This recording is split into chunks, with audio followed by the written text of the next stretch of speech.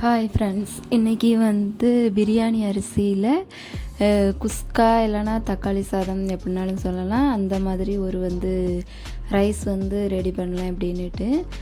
இதுக்கு ஃபஸ்ட்டு கொஞ்சமாக ஒரு ஸ்பூன் நெய் ஊற்றிட்டு அதுக்கப்புறம் தேவையான அளவுக்கு ஆயில் விட்டு, கொஞ்சம் ஆயில் இருந்தால் நல்லாயிருக்கும். அதுக்கு விடலை பட்டை கிராம்பு சேர்த்துட்டு பொரிஞ்சதும் ஒரு 3 பச்சை மிளகாய், அது கூடால ஒரு கப் அளவுக்கு வெங்காயம் போட்டு கொஞ்சம் நல்லா வதக்கணும்.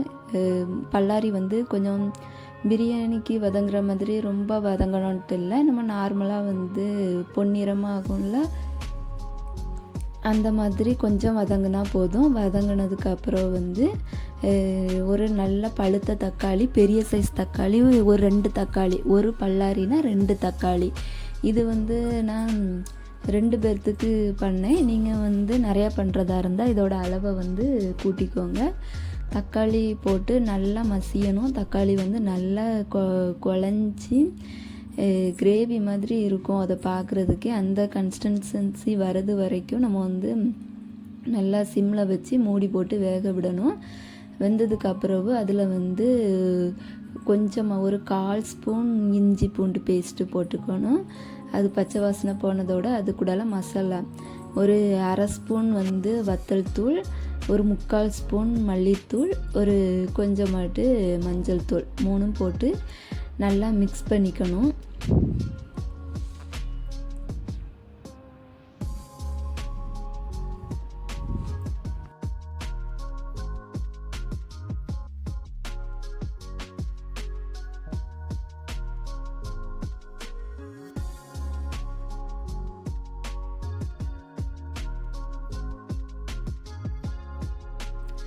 மசாலா நல்லா பச்சை ஸ்மெல் போகிற அளவுக்கு நல்லா வதக்கிட்டு, அரிசி இது லூஸில் வாங்கின பாஸ்மதி ரைஸு. இது 1 கப் எடுத்திருந்தேன்.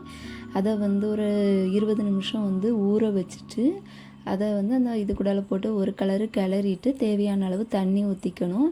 இந்த அரிசி என்னென்னா, நம்ம நார்மலாக பிரியாணிக்கெலாம் 2 விசில் விடுவோம். அந்த மாதிரி விட்டோம்னா ரொம்ப உதிரியாக இருக்கும். இது கொஞ்சம் குழஞ்சி இருந்தால் தான் நல்லாயிருக்கும். அதனால் 1 கிளாஸ் அரிசிக்கு 2.5 கிளாஸ் தண்ணி வச்சு ஒரு 6 விசில் விட்டு இறக்கிக்கணும். சூப்பரான தக்காளி சாதம் ரெடி. சூப்பராக இருக்கும். நீங்களும் ட்ரை பண்ணி பாருங்கள். லாஸ்ட்டில் கொஞ்சமாக மல்லித்தழை தூவிக்கோங்க. சூப்பராக இருக்கும். Okay, thank you.